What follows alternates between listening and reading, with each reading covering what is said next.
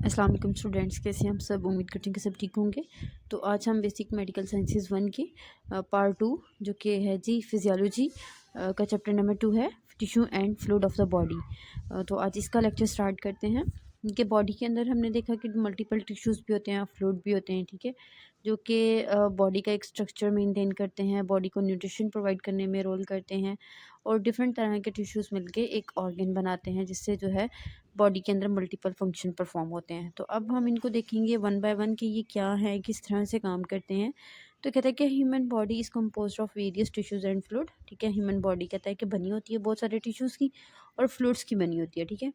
अब tissue student क्या होता है, जब मल्टीपल सेल मिलकर एक जगह पर इकट्ठे होते हैं, ठीक है, या जो सेल की एक शीट होती है जिसमें क्लस्टर्स की शक्ल में या ग्रुप की शक्ल में सेल्स प्रेजेंट होते हैं, ठीक है, तो उनकी कलेक्शन को हम क्या कहते हैं, टिश्यू कहते हैं। And fluids each playing a specific role in maintaining the physiological function, तो वो बॉडी के अंदर जो हैं मिलके एक अच्छा रोल प्ले करते हैं, एक ख़ास किस्म का रोल प्ले करते हैं जिससे बॉडी का फिजियोलॉजिकल फंक्शन यानी नॉर्मल फंक्शन जो है वो मेंटेन होता है। आगे है जी टिश्यूज़। टिश्यू में कहता है कि एपिथेलियल टिश्यूज आ जाते हैं। इस तरीके से स्टूडेंट ये यहाँ पर फ्लूइड का जिक्र है, लेकिन फ्लूइड को आगे चल के हम देखेंगे कि मल्टीपल फ्लूइड जो है वो बॉडी के अंदर कौन कौन से प्रेजेंट है, क्या क्या काम सर अंजाम दे रहे हैं। तो सबसे पहले टिश्यूज़ को देखते हैं। टिश्यू में सबसे पहले एपिथेलियल टिश्यू क्वेश्चन डिस्कस किया हुआ है।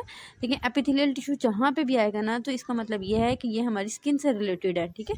इनका ज़्यादातर रोल जो होता है वो हमारी स्किन पे होता है। तो कहते हैं कि epithelial tissue serve several vital function in the human body. कहते हैं कि इनके मल्टीपल फंक्शन होते हैं जिसकी वजह से due to its specialised characteristic and arrangement, ठीक है। तो इसका जो एक वाइटल रोल है, तो फिर हम इनको ये स्पेशलाइज्ड होते हैं डिफरेंट प्रॉपर्टीज़ के साथ, मतलब इनकी प्रॉपर्टीज़ डिफरेंट तरह की होती है और अरेंजमेंट भी जो है ना इनके अंदर सेल्स की वो वेरी करती है। अब एपिथेलियल टिश्यूज जो हैं ये एपिथेलियल सेल के मिलके बने होते हैं। अब यहाँ पे ये देखें, एक हमारे पास है जी सिंगल स्क्वेमस एपिथेलियम, ठीक है, यानी कि इनकी टाइप्स आगे बता रहे हैं। एक होते हैं जिसके अंदर ciliated columnar epithelium cell present होते हैं, ठीक है। एक सिंपल क्यूबाइडल एपिथेलियम होती है, यानी इनके सेल्स की जो अरेंजमेंट है, शेप है, उसके लिहाज से इनकी टाइप भी क्या होती है, वेरी कर जाती है। उसके बाद सिंपल स्मूथ कोलमनर एपिथेलियम है, ठीक है। अब डिफरेंस इनके अंदर क्या है स्टूडेंट, कि ये देखें जो सिंपल स्क्वेमस है ना, इसके अंदर एक लेयर है, ठीक है, एक लेयर के सेल्स प्रेजेंट होते हैं, ठीक है। इनमें न्यूक्लियस भी होगा, इनकी बेसमेंट मेम्ब्रेन भी होगी जिसके ऊपर ये सारी सेल्स की अरेंजमेंट होती है। और ये जो हमारे पास सिलिएटेड आ जाते हैं, ठीक है, सिलिएटेड सीलिया यानी इनकी सरफेस के ऊपर प्रेजेंट होंगे। अगर आप देखें सिलिया क्या है, ऐसे थ्रेड लाइक जो है स्ट्रक्चर होता है, ठीक है। अगर आप ये देखें तो ये सेल्स की सरफेस के ऊपर प्रेजेंट है, जबकि अगर हम बाकी सेल्स के ऊपर देखें तो ये एब्सेंट है, सीलिया प्रेजेंट नहीं होंगे, ठीक है, थ्रेड लाइक स्ट्रक्चर नहीं होगा। फिर दूसरे नंबर पे उसने क्या बात की है जी, कोलामनर। कोलामनर का मतलब क्या है कि लंबे कॉलम की शक्ल के सेल होंगे। आप बाकी से भी इनको मैच करके देखें तो थोड़े से हमें क्या होंगे, ये डिफरेंट लगेंगे सेल की शेप। उसके बाद है जी सिंपल क्यूबाइडल है, ठीक है, जिसके अंदर क्यूब्स की तरह के जो हैं सेल्स की अरेंजमेंट होगी, न्यूक्लियस भी इनमें प्रेजेंट होगा। उसके बाद आ जाता है सिंपल स्मूथ कोलमनर एपिथेलियम।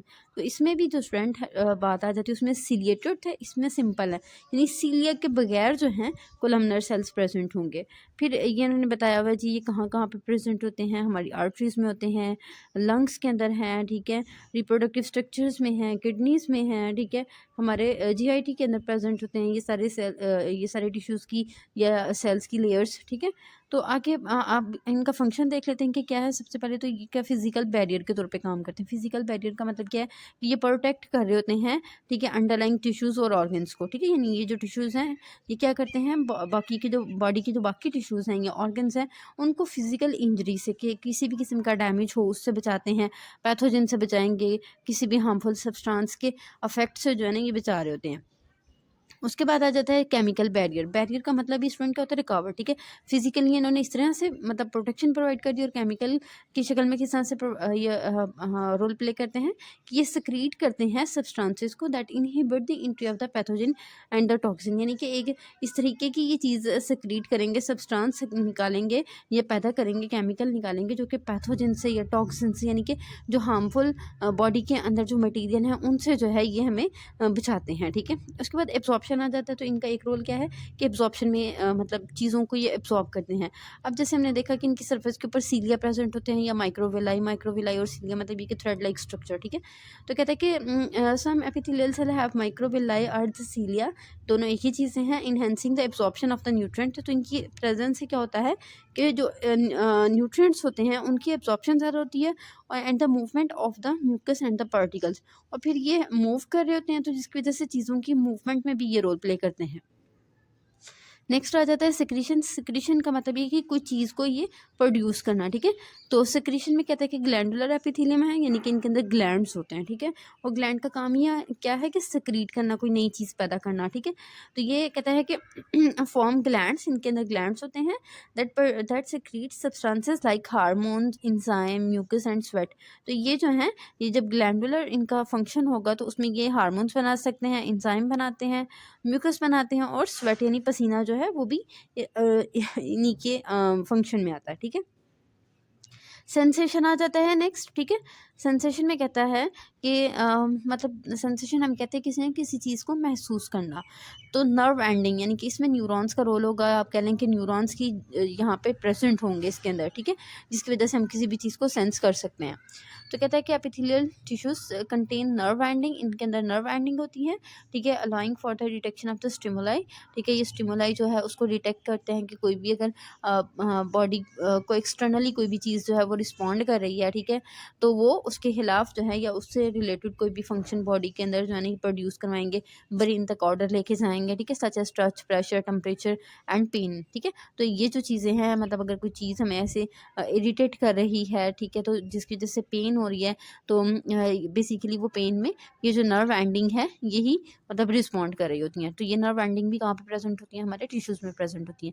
उसके बाद ट्रांसपोर्टेशन आ जाता है, यानी चीज़ों को एक जगह से दूसरी जगह मूव करवाना। जैसे हमने देखा कि इनके अंदर सीलिया प्रेजेंट होते हैं, तो सीलियरी एक्शन की वजह से ये फैसिलिटेट कर होते हैं movement of the mucus, eggs or other substances along the epithelial surface. के एपिथेलियल सरफेस के साथ साथ ये जो कोई भी चीज़ आ जाती है, ठीक है, जो कि सेल में प्रोड्यूस हो रही है, उसको एक जगह से दूसरी जगह ट्रांसपोर्ट करना है, जिसमें म्यूकस आ जाता है, ठीक है।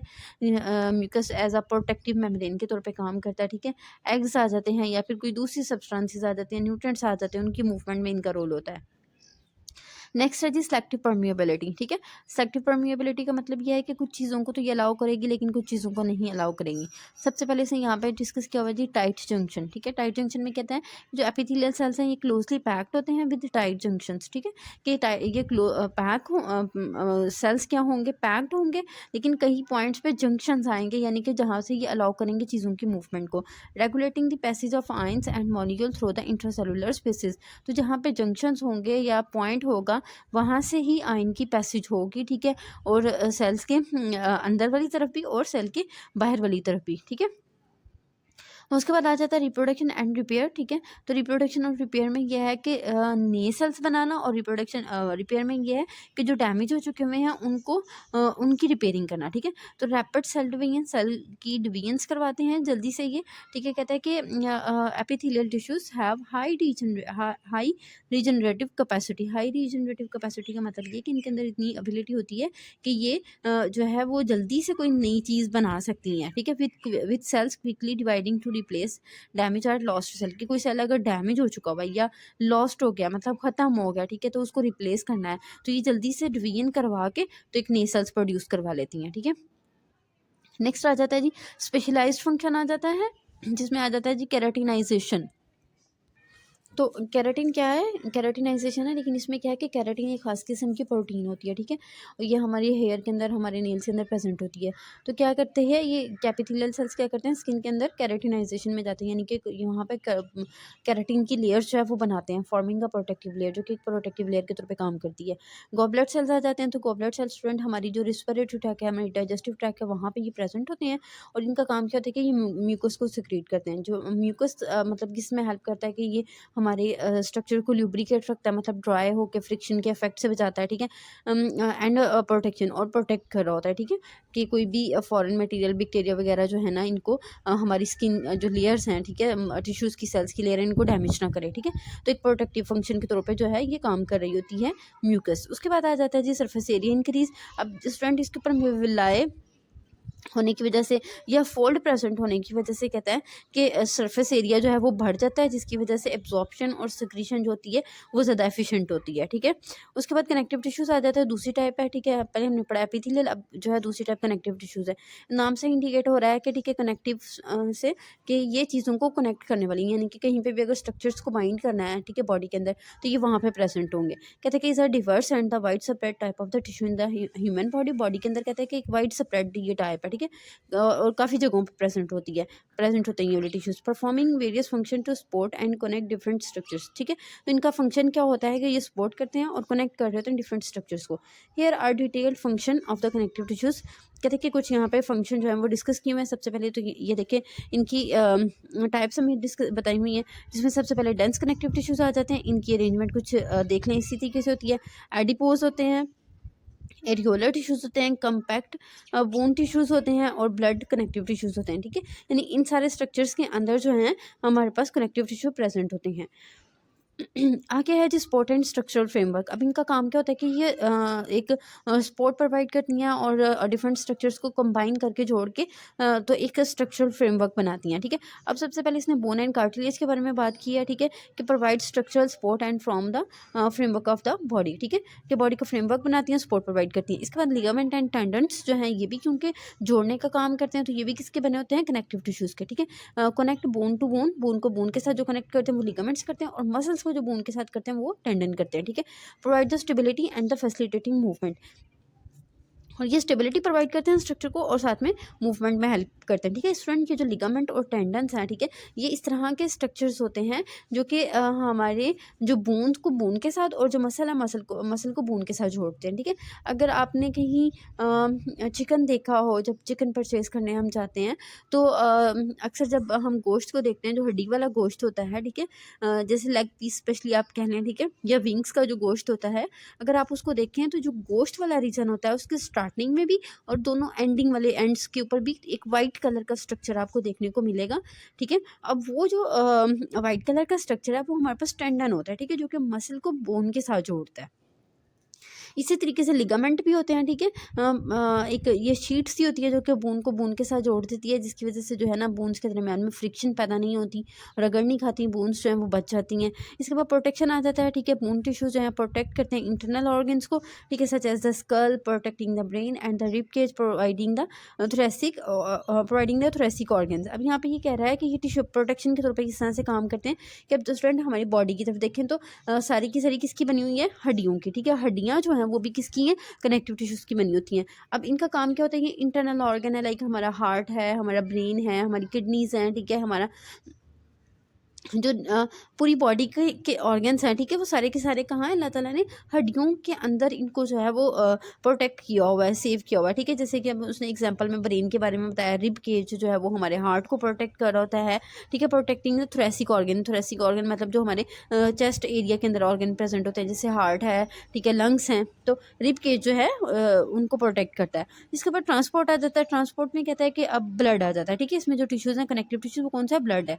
अब कहता है कि जो स्पेशलाइज कनेक्टिव टिश्यू जो कि ट्रांसपोर्ट करता है ऑक्सीजन को, न्यूट्रिएंट्स, हार्मोन और वेस्ट प्रोडक्ट को थ्रू आउट द बॉडी, पूरी बॉडी के अंदर स्टूडेंट जो भी किसी भी चीज़ की ट्रांसपोर्टेशन होती है वो किसके थ्रू हो रही होती है, ब्लड के थ्रू होती है। ठीक है, तो ब्लड डिफरेंट चीज़ों को जो है वो ट्रांसपोर्ट करता है, तो उसमें भी किसका रोल बन जाता है, हमारे पास कनेक्टिव टिश्यू का। ठीक है, उसके बाद स्टोरेज आ जाता है कि मतलब कुछ बॉडी के अंदर जैसे एक्स्ट्रा चीज़ें होती हैं उनको स्टोर किया जाता है, तो इसमें एडिपोज जो टिश्यूज़ हैं ठीक है, वो रोल प्ले करते हैं, जो कि एनर्जी को स्टोर करते हैं किसकी फॉर्म में, फैट की फॉर्म में। ठीक है, जो चर्बी स्टोर होती है हमारी बॉडी के अंदर वो एडिपोज टिश्यूज़ में होती है, जैसे एब्डोमिनल रीजन है, हमारी किडनीज़ हैं, हमारा जो बाजू का एरिया होता है। ठीक है, वहाँ पे जो है ये टिश्यूज़ ज़्यादा अमाउंट में प्रेजेंट होते हैं और फिर वहाँ पे फ़ैट की स्टोरेज की जाती है, और जब ज़रूरत पड़ती है फ़ैट्स को वहाँ से निकाल के, ठीक है, जैसे फास्टिंग कंडीशन होती है, निकाल के तो उनको एनर्जी के सोर्स के तौर पे यूज़ किया जाता है। अब आगे उसके बाद बोन टिश्यूज़ में बात करते हैं कि बोन टिश्यूज़ के अंदर भी हम मिनरल्स को स्टोर करते हैं, जैसे कैल्शियम और फास्फोरस है, वहाँ पे स्टोर किया जाता है, जब ज़रूरत पड़ती है तो इनको वहाँ से निकाल लिया जाता है। उसके बाद इंसुलेशन है। इंसुलेशन का मतलब क्या है कि प्रोटेक्ट करना फ्रॉम आउटर इन्वायरमेंट। ठीक है, तो एडिपोज टिश्यूज़ क्योंकि इनके अंदर चर्बी स्टोर होती है, ठीक है, तो ये एक्ट एज अ इंसुलेटर के तौर पे काम करेंगे और हेल्प करते हैं to regulate the body temperature. और बॉडी का जो टेम्परेचर होता है ठीक है, उसको रेगुलेट करने की कोशिश करते हैं, बचा रहे होते हैं हम एक्सटर्नल टेम्परेचर के हार्म से। ठीक है, उसके बाद आ जाता है जी डिफेंस एंड इम्यून रिस्पॉन्स, ठीक है।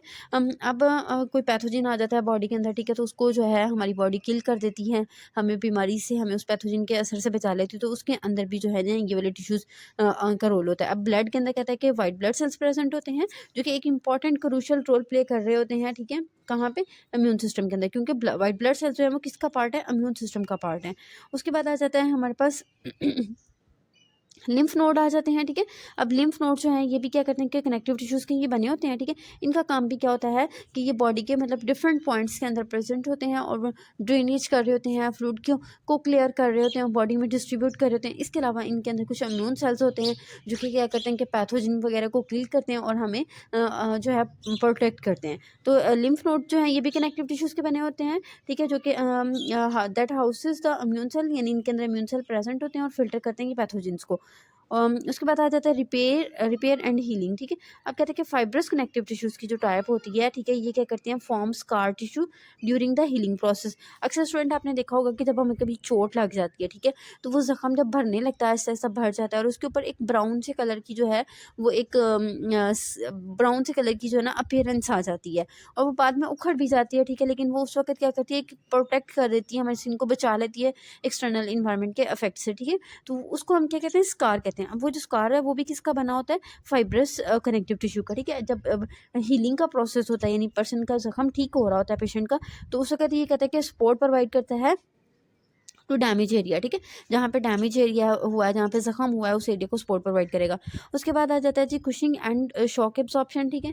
अब यहाँ पे कहता है कि कार्टिलेज होती हैं, ठीक है, act as a cushion between the joints and reducing friction and absorbing shock. अब देखें जो बोन होती हैं स्टूडेंट, दोनों सॉलिड चीज़ें हैं, ठीक है। सॉलिड चीज़ें जब एक दूसरे के साथ स्लाइड करती हैं, एक दूसरे के साथ मिलती हैं, तो इनके दरम्यान में फ्रिक्शन प्रोड्यूस होने का चांस होता है। फ्रिक्शन जब प्रोड्यूस होगी तो उस कंडीशन में जो है बोन्स एक दूसरे के साथ रगड़ खा के टूट सकती हैं, ठीक है। अब इस काम के लिए, इस चीज़ से बचने के लिए अल्लाह ताला ने क्या किया हुआ है, जॉइंट्स के दरम्यान में कार्टिलेज को रखा हुआ है, ठीक है। कार्टिलेज एक पतली सी लेयर होती है कनेक्टिव टिश्यूज़ की, जो कि फ्रिक्शन से बचाती है और शॉक को एब्जॉर्ब करती है, यानी अगर कहीं झटका वगैरह लगे बॉडी को तो वो जो है ये एब्जॉर्ब कर लेती है, जिसकी वजह से हड्डियाँ जो हैं वो टूटती नहीं है, उनको जो है वो नुकसान नहीं होता, ठीक है। उसके बाद आ जाता है जी फ्लूइड एंड इलेक्ट्रोलाइट बैलेंस आ जाता है कि बॉडी के अंदर जो मिनरल्स हैं, ठीक है, जैसे सोडियम क्लोराइड, पोटाशियम वगैरह हैं, ठीक है, और फ्लूइड है, इनको बॉडी के अंदर किस तरह से इनका लेवल मेंटेन किया जाता है। तो स्टूडेंट इनको हम ग्राउंड सब्सटेंसेस भी कहते हैं, ठीक है, इलेक्ट्रोलाइट्स वगैरह को। तो कहता है कि component of the connective tissue that help maintain proper fluid and electrolyte balance in the tissue. तो टिश्यूज जो होते हैं, ठीक है, ये भी क्या करते हैं, बॉडी के अंदर फ्लूइड का जो है लेवल और इलेक्ट्रोलाइट का लेवल जो है ये मेंटेन करते हैं। उसके बाद आ जाता है अटैचमेंट एंड मूवमेंट। जैसे अभी टेंडन के बारे में हमने पढ़ा कि टेंडन्स का काम क्या होता है कि ये कनेक्ट करते हैं मसल्स को बोन्स के साथ, जिसकी वजह से मूवमेंट परफॉर्म होती है, ठीक है। उसके बाद एपिन्यूरोसिस आ जाता है। एपिन्यूरोसिस में स्टूडेंट क्या होती है कि ये कनेक्टिव टिश्यू की पूरी शीट होती है, जैसे टेंडन आपने देखे ना, लिगामेंट्स देखे, इसी तरीके से ये भी एपिन्यूरोसिस होती है, लेकिन कनेक्टिव टिश्यू की जो है ना एक शीट होती है, ठीक है, जो कि अटैच करती है मसल को मसल से या मसल्स को बोन के साथ। जैसे हमारा हैंड है ना और हमारा फुट है, ठीक है, जो उंगलियां हैं, ठीक है, हथेली की जो उंगलियां होती हैं, इनके ऊपर अल्लाह ताला ने प्रोटेक्टिव एक ये शीट बिछाई होती है, ठीक है, जिसको हम एपिन्यूरोसिस कहते हैं, ठीक है। तो ये भी कनेक्टिव टिश्यू की बनी होती है। अब इसका भी काम यही होता है फ्रिक्शन वगैरह से बचाना है, एक्सटर्नल इन्वायरमेंट से बचाना है, ठीक है, और स्ट्रक्चर एक जो है ना वो उसको शेप देनी है, ठीक है। उसके बाद आ जाता है कोलेजन एंड इलास्टिसिटी, ठीक है। कोलेजन फाइबर आ जाते हैं, provide strength and support to the tissues, ठीक है। कोलेजन जो है ये भी प्रोटीन के बने होते हैं, तो इनका भी काम क्या होता है कि ये सपोर्ट प्रोवाइड करते हैं टिश्यूज़ को और स्ट्रेंथ प्रोवाइड करते हैं। इलास्टिक फाइबर्स आ जाते हैं, ठीक है, इनका काम क्या होता है, इलास्टिसिटी टिश्यू में प्रोवाइड करना है, जिसकी वजह से क्या होता है कि अगर कहीं पे स्ट्रेच आता है या मसल रिक्वाइल हो जाता है, ठीक है, तो बॉडी की मूवमेंट परफॉर्म हो जाती है और टिश्यू वगैरह डैमेज होने से बच जाते हैं। थर्ड टाइप जो यहाँ पे डिस्कस की हुई वो हमारे पास मसल टिश्यूज़ की हुई है, ठीक है, जो कि मसल्स के अंदर प्रेजेंट होते हैं। Muscle tissue serve various function in the human body के अंदर ये डिफरेंट तरह के फंक्शन परफॉर्म करते हैं। अब यहाँ पे इन्होंने एक टेबल दिया हुआ है जिसमें इन्होंने इनकी टाइप्स बताई हुई हैं, इनकी लोकेशन है कि कहाँ पे प्रेजेंट है, फंक्शन बताया हुआ है और देखने में अपीयरेंस इनकी कैसी है और कंट्रोल किस तरह का है, ठीक है। कंट्रोल क्या है ये मैं आपको जब हम इनको डिस्कस करते हैं फिर देखते हैं। अब सबसे पहले जो टाइप इन्होंने बताई है वो क्या है जी, स्केल्टियल है, ठीक है। स्केलेटल जो है मतलब ये जो मसल्स हैं ये कहाँ पे प्रेजेंट होंगे, हमारी स्केलेटन के अंदर, मतलब हमारे ढांचे के अंदर प्रेजेंट होंगे। फंक्शन क्या होता है कि ये मूवमेंट प्रोवाइड करते हैं, हीट एंड पोस्चर, ठीक है, बॉडी के अंदर जो है ना हीट को प्रोड्यूस करेंगे, और बॉडी की जो पोजीशन है, पोस्चर का मतलब क्या, पोजीशन मेंटेन करना, ठीक है, उनके अंदर इनका रोल होता है। यानी कि आप कह रहे हैं कि स्टूडेंट जो हमारी हड्डियों के ऊपर जो मसल्स प्रेजेंट होते हैं ना, ठीक है, उनको हम क्या कहते हैं, स्केलेटल मसल्स कहते हैं। अब अपीयरेंस में कैसे होते हैं, स्टीरिएटेड होते हैं। स्टीरिएटेड का मतलब क्या है कि धारियाँ सी प्रेजेंट होती हैं, ठीक है। मल्टी न्यूक्लिएटेड होते हैं, यानी कि इनके अंदर मल्टीपल न्यूक्लियस होंगे। इसेंट्रिक फाइबर्स पैरेलल, और इनके अंदर जो फाइबर्स होते हैं, यानी ये मसल्स जो हैं ये किसके बने होते हैं, फाइबर्स के बने होते हैं, और ये पैरेलल एक दूसरे के आमने सामने अरेंज होते हैं। तो नेक्स्ट है जी कंट्रोल। कंट्रोल में क्या है जी, वॉलेंट्री। वॉलेंट्री का मतलब ये कि ऐसा कंट्रोल जो कि हमारे अपने मतलब हम अपनी मर्ज़ी से कर लेते हैं, ठीक है।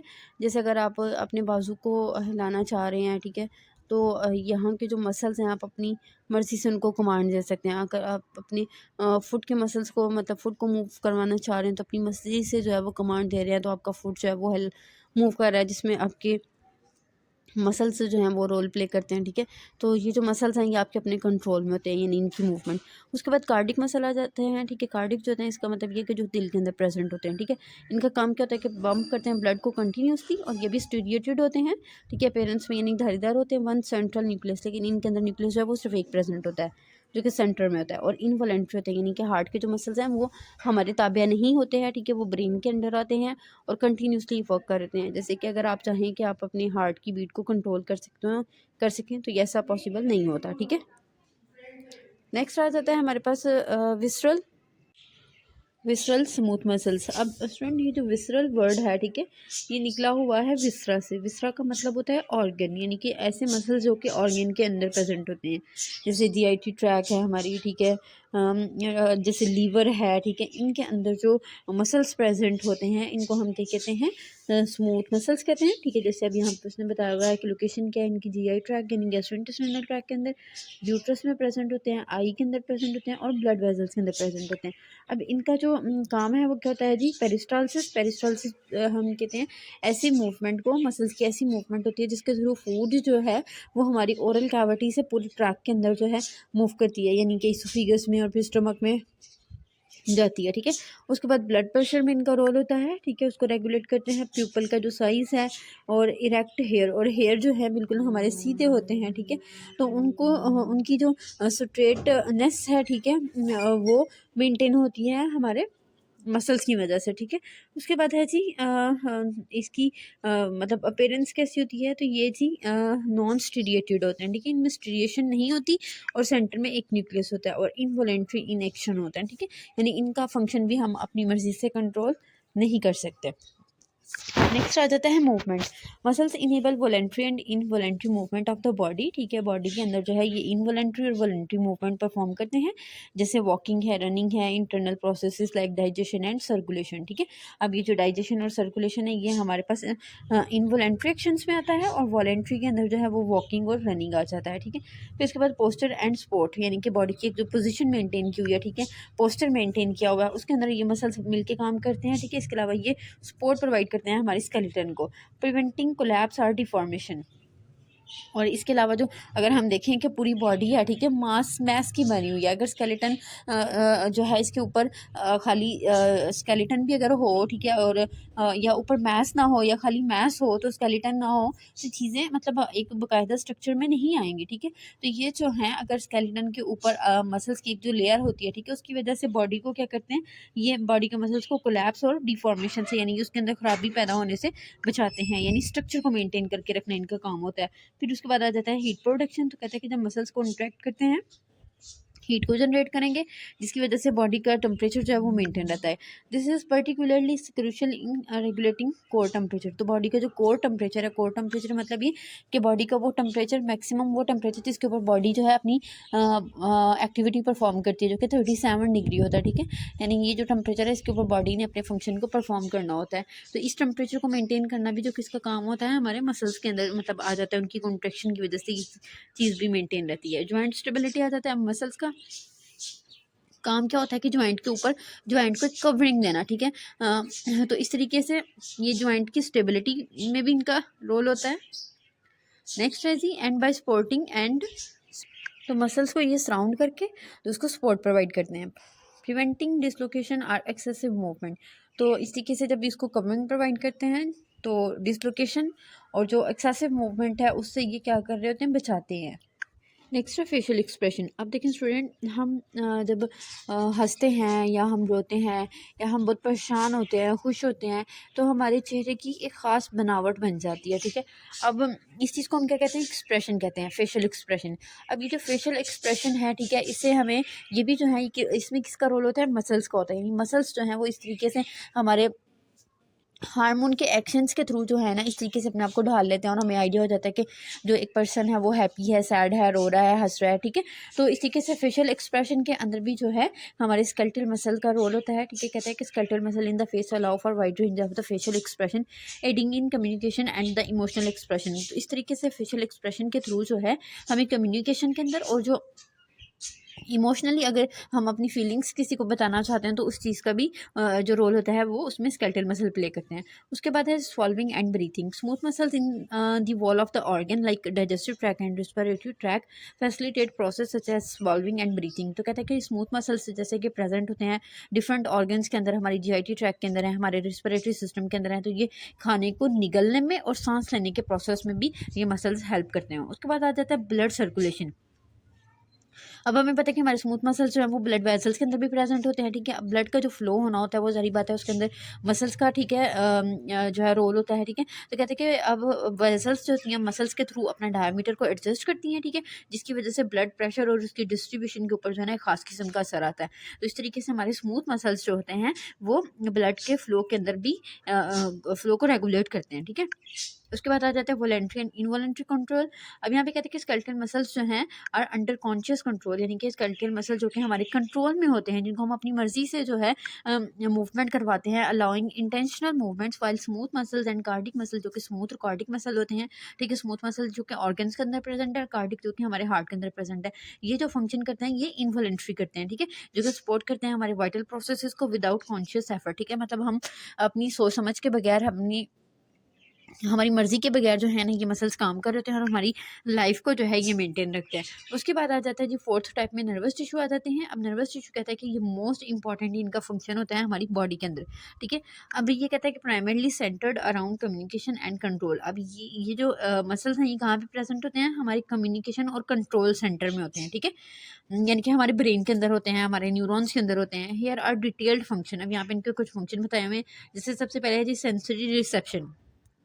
सेंसरी रिसेप्शन का मतलब ये स्टूडेंट कि कोई भी एक्सटर्नल इन्वायरमेंट से कोई भी हमें स्टिमुल आए है, ठीक है, जो कि अफेक्ट करता है और हमें पता लगता है कि भाई किसी भी चीज़ के बारे में आइडिया हो जाता है, जैसे कोई चीज़ है वो हमें टच कर रही है, टेम्परेचर का पता लगता है, हमें प्रेशर का पता लगता है, हमें जो है वो पेन का एहसास होता है, ठीक है। तो इसमें जो रोल प्ले करते हैं हम कौन से, हमारे सेंसरी न्यूरॉन करते हैं। अब कहते हैं कि nervous tissue specially in sensory organ detect stimuli from the external environment. External environment से ये कोई भी स्टिमुलाई को डिटेक्ट करेंगे और इंटरनल बॉडी कंडीशन और समटाइम इंटरनली भी ये चीज़ों को डिटेक्ट करते हैं और ब्रेन को मैसेज भेजते हैं कि बॉडी के अंदर यहाँ पे ये प्रॉब्लम चल रही है। अब जैसे अगर हम बाय द वे हम किसी गर्म चीज़ को हाथ लगा लेते हैं तो हमारा हाथ जो है वो हमें गर्म लगता है और 1 सेकंड से पहले हम पीछे हटा लेते हैं। तो इसमें भी जो मतलब क्या होता है कि हमारे सेंसरी जो न्यूरॉन्स हैं वो इस चीज़ को इंटरप्रेट करते हैं कि यहाँ पे टेम्परेचर बॉडी की पहुँच से ज़्यादा है, तो हाथ को जो है जल्दी से पीछे की तरफ मूव करवाया जाए। तो वो ब्रेन को ऑर्डर देते हैं, ब्रेन को जाके बताते हैं, ब्रेन जल्दी से उनको कमांड देता है, ठीक है, कि हाथ जो है वो हाथ की मूवमेंट करवाई जाए। उसके बाद आ जाता है इंटीग्रेशन आ जाता है। अब इंटीग्रेशन में कहते हैं कि नर्वस सिस्टम जो है ये प्रोसेस करता है और इंटीग्रेट करता है सेंसरी इन्फॉर्मेशन को, ठीक है। अब जो सेंसरी इन्फॉर्मेशन है वो गई है, उसने उसको ब्रेन में गई है, ब्रेन ने उसको प्रोसेस किया है, उसको इंटीग्रेट किया सेंसरी इन्फॉर्मेशन को, ठीक है, यानी उसको चेक किया, जज किया टू फॉर्म अप्रोप्रिएट रिस्पॉन्स, और फिर उसी हिसाब से उसने रिस्पॉन्स जो है वो परफॉर्म करवाना होता है। This occur in the brain and the spinal cord. अब ये जो प्रोसेसिंग है, ठीक है, और जो इंटीग्रेशन है सेंसरी इन्फॉर्मेशन को लेके ये कहाँ पे होती है, ब्रेन और स्पाइनल कॉर्ड के अंदर होती है, ठीक है। उसके बाद है जो ट्रांसमिशन ऑफ द सिग्नल।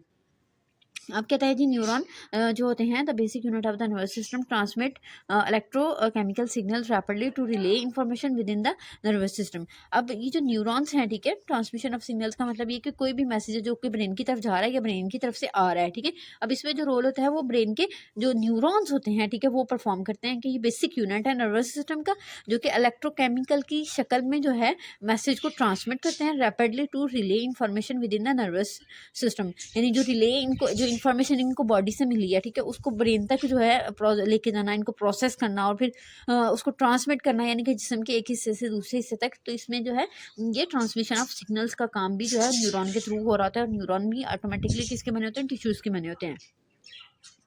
उसके बाद आ जाता है मोटर आउटपुट आ जाता है। तो कहते हैं कि नर्वस टिश्यू जो है वो कंट्रोल करते हैं मसल्स को और साथ में हमारी ग्लैंड की एक्टिविटी को, enabling voluntary and involuntary movement and the physiological responses. अब जैसे मैंने आपको बताया कि हमारा हाथ किसी गर्म चीज़ को लगा, ब्रेन तक ये मैसेज गया, ठीक है, ट्रांसमिशन हुई है सिग्नल्स की, ब्रेन ने इसको इंटरप्रेट किया है, इंटीग्रेट किया है सारी इन्फॉर्मेशन को। उसके बाद उसने क्या करना है कि अब दोबारा मैसेज भेजना है हमारे मसल्स और हमारे ग्लैंड्स को, ठीक है, या मसल्स को या ग्लैंड्स को मैसेज भेजना है कि हाथ की मूवमेंट जो है वो अवे करवाई जाए। तो इस तरीके से वॉलेंट्री और इनवॉलेंट्री समटाइम रिस्पॉन्सेज होते हैं और बॉडी के फिजियोलॉजिकल प्रोसेसेस को रिस्पॉन्सेज को कैरी आउट किया जाता है, ठीक है। उसके बाद आ जाता है होम्योस्टेसिस मेंटेनेंस आ जाता है। होम्योस्टेसिस क्या होता है कि बॉडी के इंटरनल कंडीशन को मेंटेन करना, ठीक है। अब कहते हैं कि through reflexes and the feedback mechanism the nervous system help maintain internal balance and regulating factors like temperature, blood pressure and the glucose level. अब स्टूडेंट ये जो चीज़ें यहाँ पे इन्होंने बताई हुई है, टेम्परेचर है, ब्लड प्रेशर है, ग्लूकोज लेवल है, ठीक है, इनकी मेंटेनेंस जो होती है, ठीक है, इनका लेवल जो है नॉर्मल रहना बॉडी के अंदर होम्योस्टेसिस कहलाता है। इसके अलावा और भी बहुत सारे फैक्टर्स हैं, ठीक है, जो होम्योस्टेसिस में आते हैं, लेकिन यहाँ पे जैसे इन्होंने डिस्कस किए हुए हैं तो इनको मेंटेन करके बॉडी का इंटरनल जो इन्वायरमेंट है या बैलेंस है उसको मेंटेन किया जाता है, ठीक है। तो उसके अंदर भी जो है वो रोल किसका होता है? हमारे टिश्यूज़ का होता है, ठीक है, नर्वस टिश्यूज़ का। तो ये जो सारा काम करवाया जाता है हमारी बॉडी के रिफ्लेक्सेस और फीडबैक मैकेनिज्म के थ्रू करवाया जाता है। उसके बाद आ जाता है जी learning and memory. Learning and memory में कहता है कि nervous tissue is essential for storage and the retrieval of the information contributing to learning and memory process. तो जो है हम कोई भी स्टूडेंट नई चीज़ सीखते हैं, ठीक है, उसकी हमारे जहन में एक याददाश्त बनती है, मेमोरी बनती है, ठीक है। तो उसमें भी जो रोल होता है वो किसका होता है? नर्वस टिश्यूज़ का होता है कि नर्वस टिश्यू चीज़ों को स्टोर करते हैं, स्टोरेज करते हैं और फिर जब हमें ज़रूरत होती है तो उस मेमोरी की हमें जो है वो मतलब उसको रिकॉल करते हैं, ठीक है, याददाश्त बनाने में, ठीक है, कंट्रीब्यूटिंग टू लर्निंग, जिसकी वजह से हम किसी चीज़ को लर्न करते हैं, और मेमोरी प्रोसेसेस और याददाश्त को मतलब स्टोर करने में, ठीक है, इनका रोल होता है। उसके बाद इमोशनल रिस्पॉन्स आ जाता है। तो nervous system particularly the limbic system play a key role in emotional experiences and response. अब यहाँ पे ये कह रहा है कि जो हमारा नर्वस सिस्टम होता है, ये हमारे लिम्बिक सिस्टम, ये भी एक बॉडी का सिस्टम होता है, ठीक है, इसके साथ मिलकर काम करता है, जिसकी वजह से बॉडी के इमोशनल जो एक्सपीरियंस है, ठीक है, और जो रिस्पॉन्स है उस हिसाब से, ठीक है, उनको ये कंट्रोल कर रहा होता है। यानी हमारा हंसना, हमारा रोना, ठीक है, ये सारे जो है इमोशन में आता है। और इमोशन को आपने कभी देखा है कि कोई मतलब सैड हो रहा हो तो उस टाइम वो हंसे, या अगर वो हंस रहा है मतलब खुश है तो उस टाइम उसकी आंखों से आंसू आ रहे हों, ठीक है। नॉर्मली ये चीज़ें नहीं होती हैं, ठीक है। ये मतलब अगर कोई पर्सन हंस रहा होता है तो हमें आइडिया होता है कि भाई ये हंस रहा है, ठीक है, उसके एक्सप्रेशन इस तरह से आते हैं। और अगर रो रहा होता है तो उसके साथ बॉडी की सारे फीचर्स जो हैं, उसके फेस के फीचर्स जो हैं, ठीक है, मिलके काम करते हैं और एक इमोशन को एक्सप्रेशन देने में जो है और फिर उसका रिस्पॉन्ड करने में, जो हमारा इमोशनल रिस्पॉन्स बनाने में हमारा ये सिस्टम जो है इन्वॉल्व होता है। उसके बाद आ जाता है जी ऑटोनोमिक फंक्शन आ जाता है, काम करती है, उनको अडॉप्ट कर लेती है, सर्वाइव कर जाती है। नेक्स्ट है जी हमारे पास बॉडी फ्लूइड आ जाता है, ठीक है। इसको हम नेक्स्ट जो है लेक्चर में देखेंगे। आज के लिए इतना ही, ठीक है।